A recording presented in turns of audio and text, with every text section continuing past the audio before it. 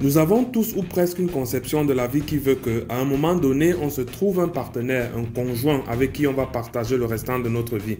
En général, il se pose la question du choix ou alors de la sélection du conjoint.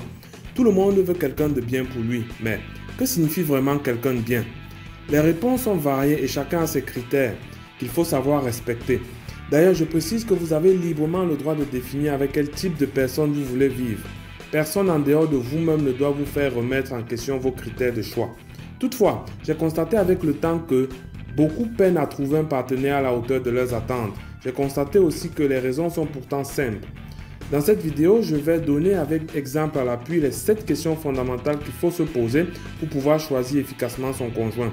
Je vous invite à prendre très au sérieux les questions 6 et 7 parce que comme vous le découvrirez, elles seront directement responsables de votre bonheur ou de votre malheur. A tout de suite. Nos attitudes et décisions affectent incontestablement notre devenir. Dans cette chaîne, nous partageons à travers des exemples certaines leçons visant à améliorer notre compréhension de nous-mêmes et de la société. Le but est que chacun acquiert des connaissances lui permettant de prendre les bonnes décisions pour atteindre ses objectifs. N'hésite pas à laisser un commentaire à la fin de cette vidéo pour donner ton avis, car personne seul n'a le mot d'emploi de la vie. Je t'invite à cliquer sur j'aime, à t'abonner à la chaîne et à activer la petite cloche afin de recevoir une notification chaque fois qu'une nouvelle vidéo sera publiée. Il y a des personnes qui sont désespérées, qui ne croient plus en l'amour, en la possibilité de trouver quelqu'un qui corresponde à leurs idéaux ou à leurs standards. Parfois, le problème se trouve au niveau des standards, parfois il se trouve au niveau de la personne elle-même. Dans l'un des cas comme dans l'autre, afin de maximiser vos chances de trouver les meilleurs partenaires pour vous, je vous invite à vous poser les 7 questions suivantes. Alors, pour simplifier, je vais beaucoup utiliser le masculin, mais ce que je vais dire est valable pour les hommes tout autant que pour les femmes.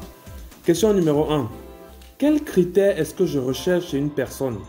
C'est la question de base dont dépendent toutes les autres. Il s'agit ici de se demander avec quel type de personne est-ce que j'aimerais passer le restant de ma vie. Quels sont les éléments qui m'attirent, me séduisent?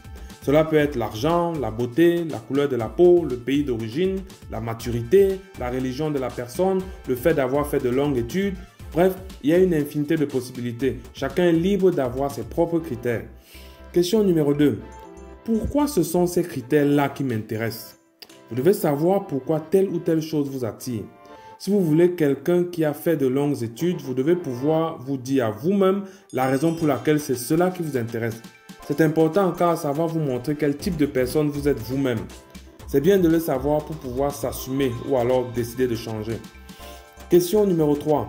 Quels sont les inconvénients qui viennent avec ces critères que j'ai choisis? Eh oui, chaque médaille a son revers et vous devez connaître le revers de la vôtre. Si vous avez prévu être avec quelqu'un parce qu'il est beau par exemple, alors sachez que certainement d'autres personnes seront aussi attirées par la même personne. Aussi, puisqu'il s'agit d'un critère éphémère, il faut vous demander si avec le temps la personne va conserver sa beauté. Sinon, qu'allez-vous faire? Autre exemple, si vous voulez quelqu'un qui a fait de longues études, il faut peut-être s'attendre à ce qu'il vous critique beaucoup et vous rabaisse quelquefois. Bref, il y a toujours des inconvénients associés aux critères qui nous plaisent chez les autres.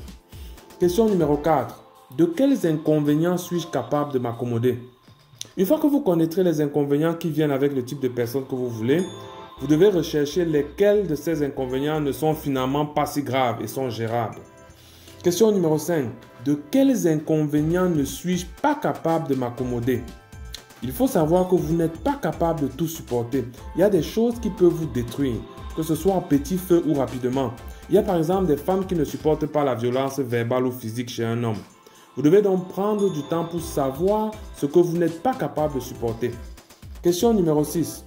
Suis-je le type de conjoint qui plaira à mon type de conjoint? Ici, il s'agit de se mettre à la place de l'autre et de se demander si vous correspondez aux critères de l'autre. Cette question est l'une des plus importantes parce qu'elle explique pourquoi certains sont déçus. Par exemple, il y a des femmes qui fréquentent régulièrement les boîtes de nuit, se font draguer par des hommes qui s'avèrent par la suite ne pas être de bonnes personnes pour elles. On les voit souvent se plaindre en disant que « Pourquoi est-ce que je ne tombe jamais sur des hommes sérieux ?» Eh bien, parce qu'en général, la majorité des hommes sérieux ne vont pas en boîte de nuit. J'ai bien dit la majorité, pas tous. Donc en fait, il faut savoir que pour avoir ce que vous désirez, vous-même vous avez du travail à faire sur vous. Vous devez choisir les endroits que vous fréquentez. De plus, vous devez faire un examen de conscience et vérifier si vos habitudes, vos qualités et défauts sont de nature à attirer les gens, le genre de personnes que vous convoitez, ou alors sont de nature à les faire fuir.